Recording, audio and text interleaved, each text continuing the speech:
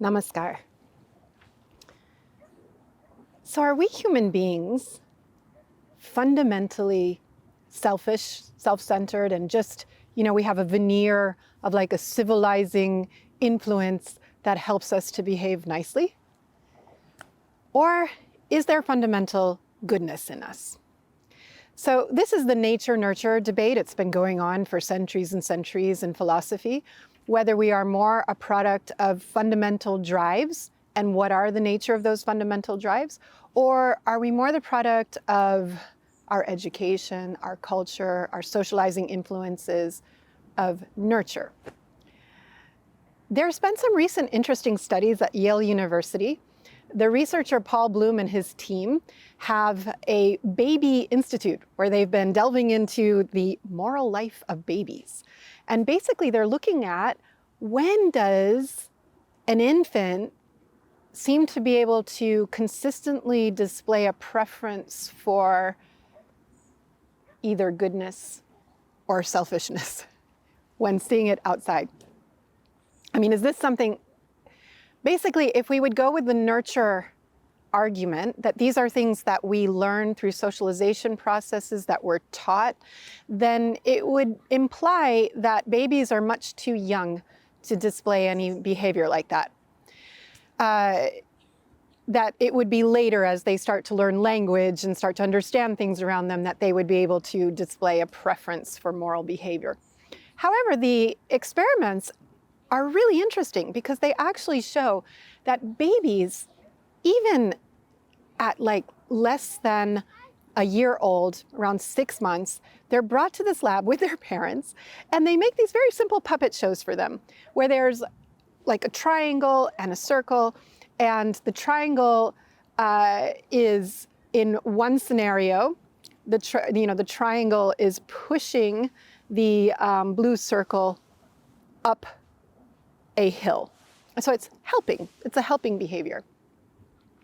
And in the second version of the same simple puppet show, the blue circle is again trying to get up the hill and it's having difficulty.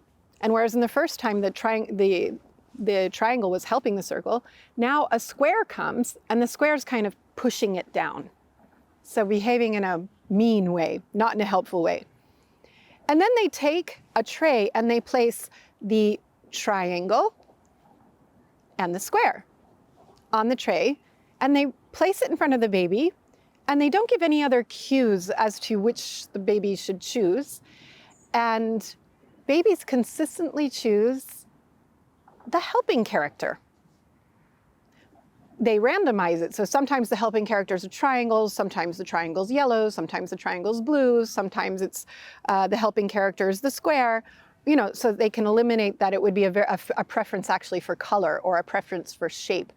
And so even when they randomize those variables, still infants are consistently drawn to prefer the character that was helpful than the character that was mean.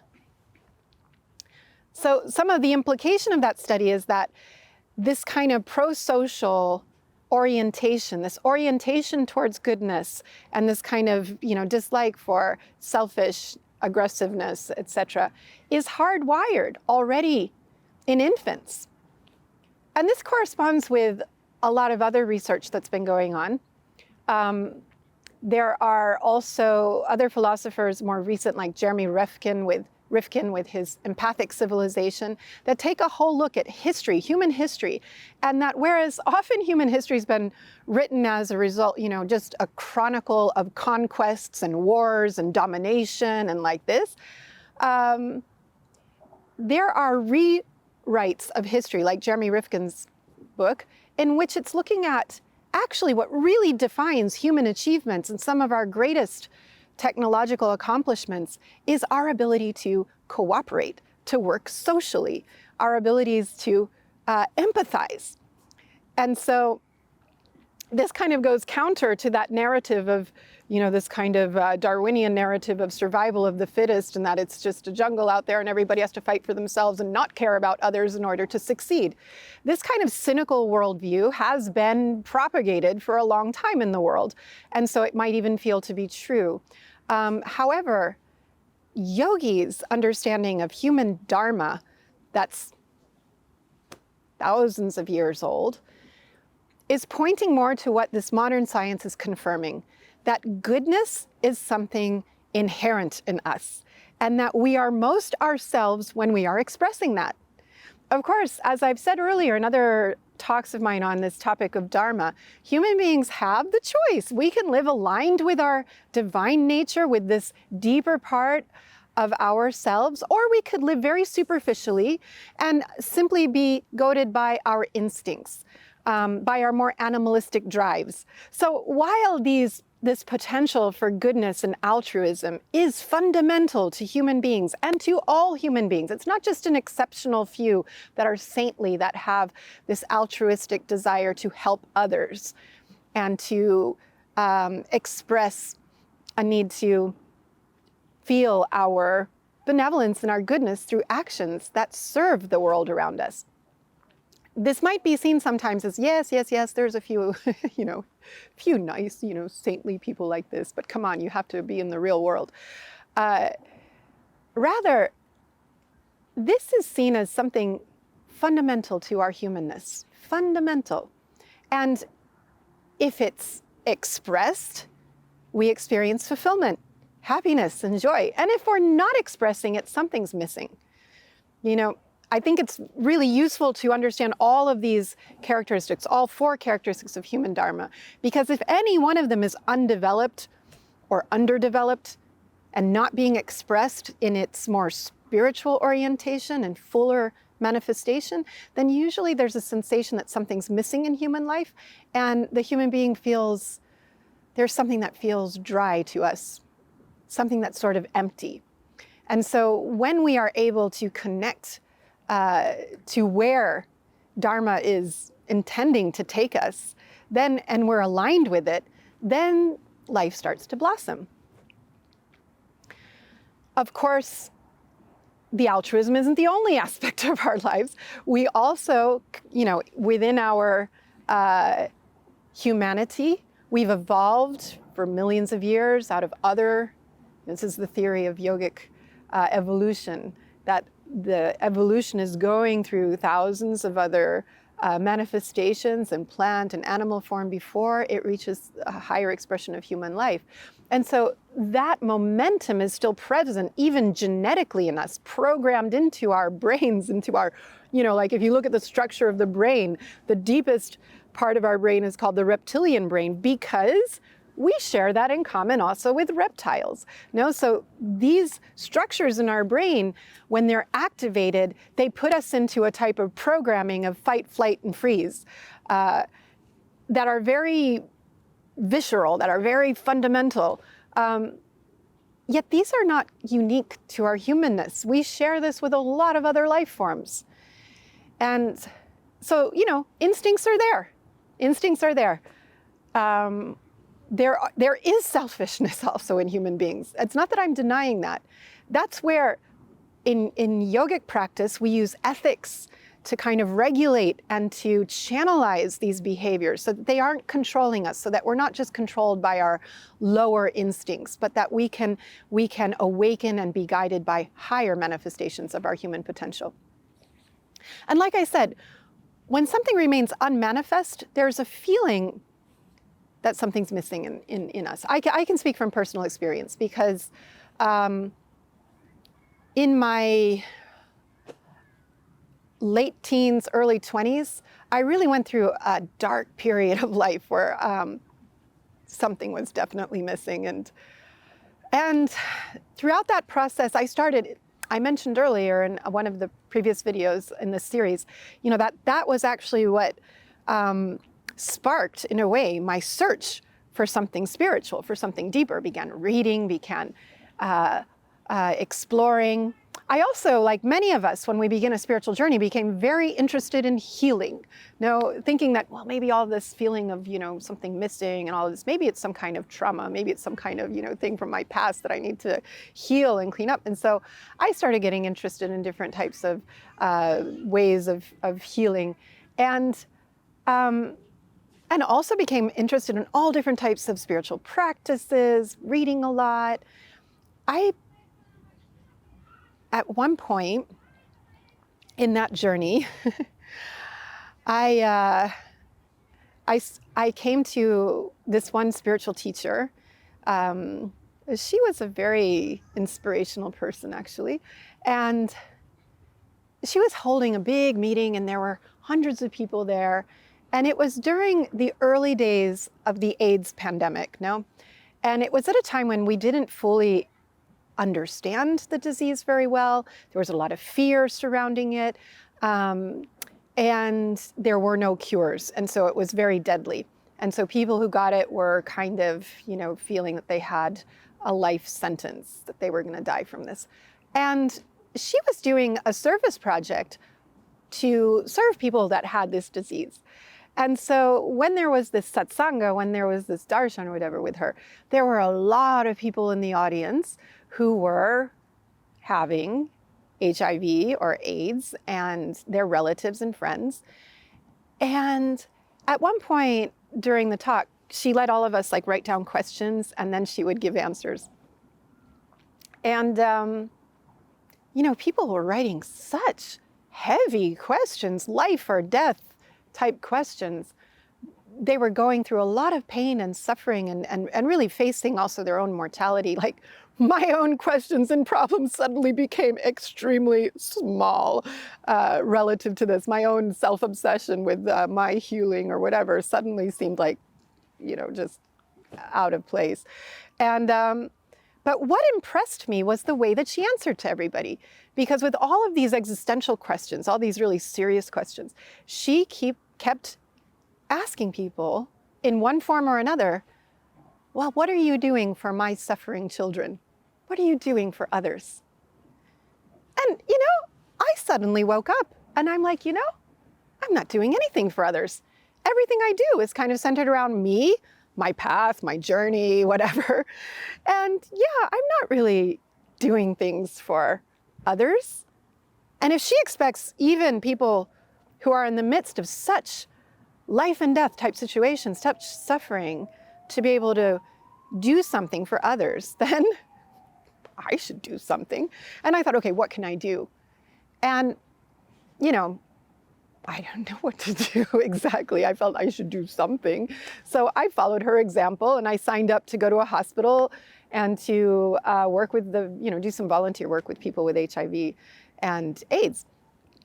And when I went to the hospital finally, because I had to go through trainings, and it took, weeks of doing these trainings before they allow you to actually go into the hospital and do your little bit of service.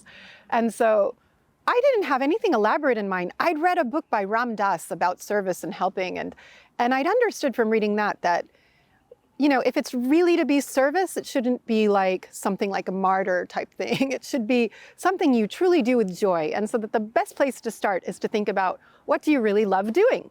And how can you use that for service? And he gave an example of a lot of different hobbies and how they could be transformed into service. And that inspired me. So I thought, okay, what do I like doing?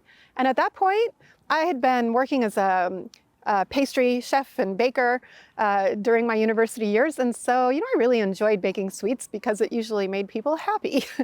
And so I thought, okay, I'll do that. I'll bring cookies. And I baked cookies. I brought a nice tray of freshly baked cookies that morning to the hospital. And it turned out to be a very inappropriate thing to do, because actually most of these people were really ill. They were on respirators with pneumonia or other types of issues where they really, most of them, really didn't have an appetite, or they were being fed through intravenous needles. So cookies was not really, something they needed. However, the fact that I didn't have something physical to give, it really didn't matter. What was so touching was that I came into these rooms, and these people, it was so depressing. This was a charity hospital. The patients that were there, I believe, were mostly intravenous drug users. They were, that's what it seemed to be And they were really abandoned by society. Nobody was visiting. Even the nurses kind of didn't want to go too close. And there was no television. There was nothing. The rooms were just silent, and there was just this feeling of loneliness and desperation. And so just going in and kind of my naive way, just kind of going in and greeting people. I remember this one elder, well, he wasn't elderly, he could have been young, but the disease had wasted away his face, so he just looked so skeletal. He looked like he was elderly. And when he saw me, his eyes just started to shine, like they were starting to I think fill up with tears. But he took my hand and he just thanked me for coming to visit him. And it was the first time in my life that I really felt that my existence, just my simple existence, was meaningful for somebody. That it had made a difference. Not that I'd done anything particular. I'm a doer. I like to do, I like to fix, I like to be active. And in this case, I wasn't really doing anything. I was just simply being there.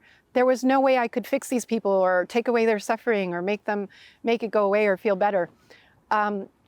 It's just that very humbling experience of accompanying somebody on their journey, just trying to just be there and be present. And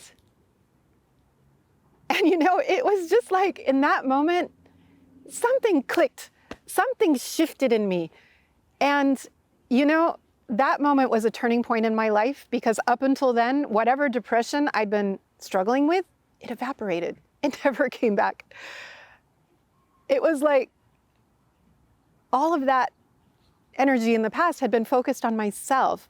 But when I was able to open up and discover and experience a universal kind of love flowing through me and being an instrument of that and feeling that it made a difference for somebody, it just changed my whole orientation on life, which had been more about me and what do I want to do and what do I want to get and how should I feel and me. It was beautiful. I walked that moment, that same morning, I'd had, I guess it was a Sunday morning, and Sunday mornings there was like a meditation session being led in a university. And I walked in late and a little bit embarrassed, that I was late, but I tried to be very quiet as I got into position. And at the end of the meditation leader looked at me and he said, "Where were you?" And I thought he was scolding me for coming in late and disturbing the flow. And I said, "Well, I went to a hospital and I was doing this." And he said, "Oh, that explains it. Because when you came in, it was like there was a whole feeling of light." And it was such a nice feeling. Now I understand why. So, that really reoriented my life in a really positive direction. And from there, I really kind of had this deep feeling that by volunteering, I'll be able to discover what I really love to do. Because if I'm paid to do something, I'm doing it to get paid, But if I do something voluntarily, I'm just doing it as an expression of my heart.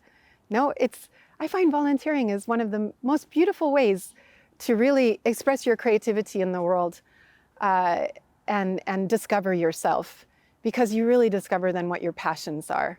There's no ulterior motive there. It's really just something that you're there to give. And when we open ourselves up to that kind of flow, then, we're really becoming a manifestation then of that divine energy to work through us.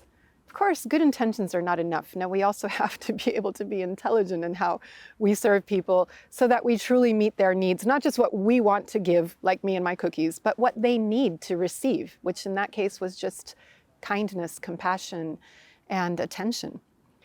And so this is a manifestation of the aspect of Dharma called Seva. Seva means service. And Seva is fundamental. There is a fundamental need in all of us to leave this world a better place than we found it, to give, to feel our sense of meaningfulness in this way. Because the meaning of life, it comes when you are creating a better world around you through your service. This is what gives a profound sense of purpose in your life. It means an exploration of what are my gifts. And don't think you don't have gifts. We all have gifts. They're not the same. You know, some people's gifts. I have a girl that grew up in our children's home. She's adult now, and she's very simple. No, she has special needs. Her intellect is very limited. But she can be so loving. She can be very, very, you know, she loves to give massage. Sometimes she gives massage a little bit too hard. But she, you know, she has also her gifts, her purpose in life, her way of bringing light to those around her. So it's not only about having, you know, what we think of as talents that are, you know, have to be genius level or something, but it's about each and every individual, whether they even have a disability. They have many other abilities. It's not only where they can't function well. It's also, you know, every one of us, every single one of us has some gift. And when we're able to mobilize that gift and offer it back to the world, we feel complete, we feel joy, we feel meaning. In fact, in my work with people with special needs, it's really important to be able to not just see them as, you know, helpless or as a victim or something like this, but to look for what potentials they have, what resources they have. Because when they're able to contribute to the world around them, then they're so easily happy. I once went to visit a project in Italy that was designed for people with special needs, and it was where they had this really sophisticated concept where it was a factory where they'd outsourced certain very simple, repetitive, boring tasks from, like, for example, for one company that has special type of heater, you know, you have to screw one piece into another piece. It takes maybe like 5-10 minutes to do this job. But why pay an engineer who's paid a really big salary to just waste his time, you know, screwing in objects? So what their argument is, okay, we can teach somebody with special needs to do this. And for them, it's extremely satisfying because it's something simple that they can understand, that they can master, and that they can do. And so for them, it gives them a huge satisfaction. Whereas for most people, it would be boring, repetitive. They would feel, oh, you know, again, I have to screw this thing, and no joy in it. So it's just to illustrate that everybody has a need to be able to contribute to the world around them in a meaningful way. For some, it might be in a more simple way. For some, you know, the more talents that you have, then the more I feel that you have to give in a more of a, that the universe expects from you. Then you have even more of a duty in a way to use your talents fully. We're not all equally, you know, everybody is different. It's a big diversity. This big diversity makes a beautiful bouquet in human life. And so, you know, one person said to me, like, a fruit tree that's heavy with apples, the branches don't keep its apples out of the way. The branches bend low so that all of the other creatures can pick the fruit when it's heavy and laden with fruit. And like in this way, you know, the more gifts that you have to give, the more humble that you should be in offering them, because those gifts are yours to just to distribute, you know, to share, to give, not just to keep for yourself. What purpose does that have? Why would the apple tree keep all of its apples? No, it wants to propagate. It wants its seeds to spread all over and to surround itself with more and more apple trees.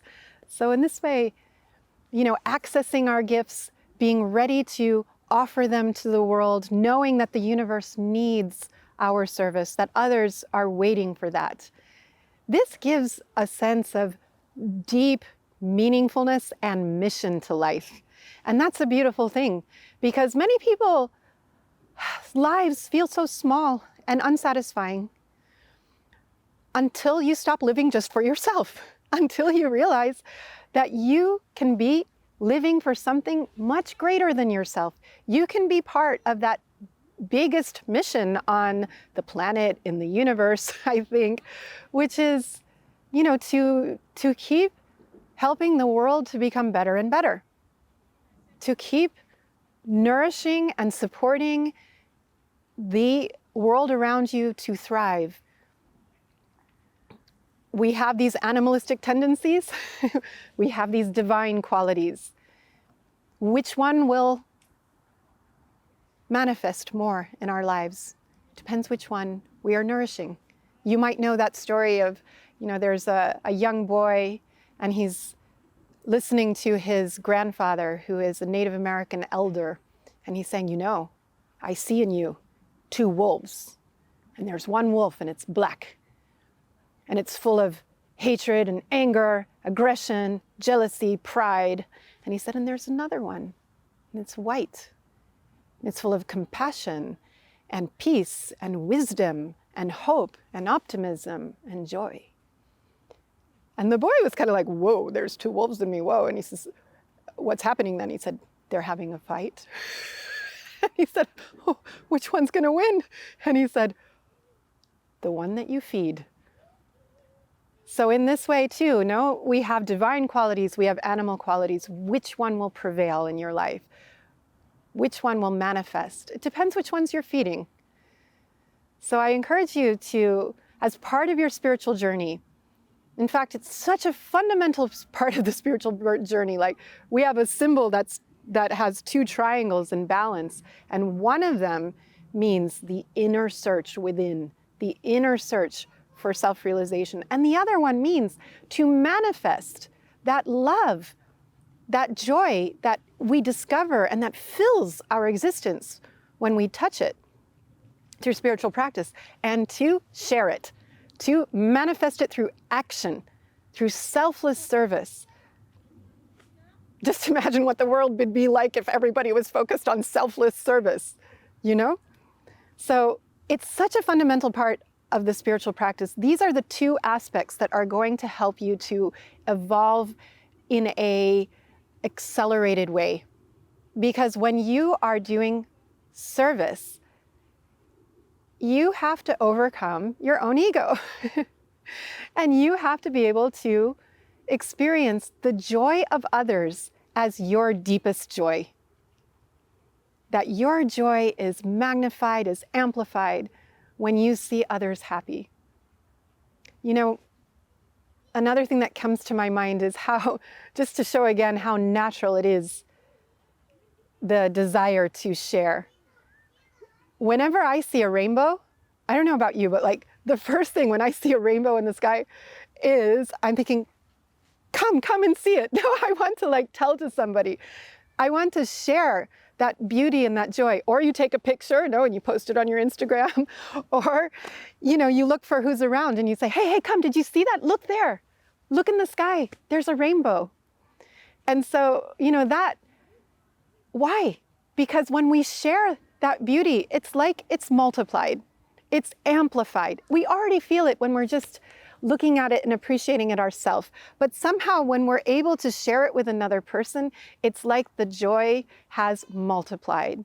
And that's the beauty of Seva, that as you find something beautiful that you want to share, if you're able to share it, then it multiplies. So the same thing happens with, there's different levels of service. There's physical service to others. And there's also intellectual service, sharing things that you understand, that sharing your abilities or your knowledge with others, teaching. And then there's also spiritual service. And spiritual service can be also towards others, means helping others to become more subtle, to evolve, and to share that same joy that you have inside. When you share it with others, it feels like it multiplies. And the most subtle level of service is when you are getting joy, not for yourself, but when you feel that what you're doing is giving joy to the creator of the universe itself. When you're, you want to make a parent happy, you know how to do it? Just take their child on your lap and start playing with them and appreciating them. And the parent will just feel so sweet inside when you're loving their child. And this creation is a manifestation of that Supreme Soul. And when we are caring for it and when we are nourishing it, and appreciating it and seeing the divinity in it, this brings great joy to that Supreme Soul, and we feel that joy as bliss inside ourselves. And the more that we direct ourselves to only wanting to give that one being joy, and we experience that joy in our own self, this makes our meditation sweet.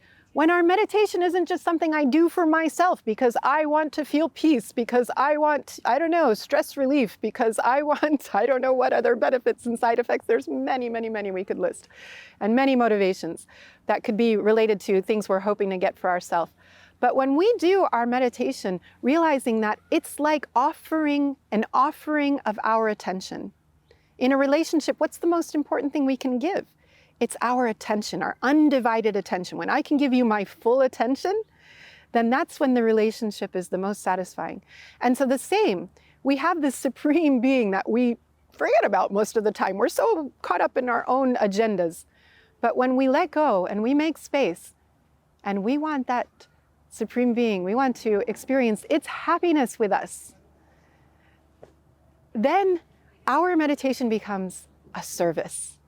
And when our meditation transforms, not into something that we get, but into something that we give, that's one of the most subtle manifestations of spiritual practice and of Seva.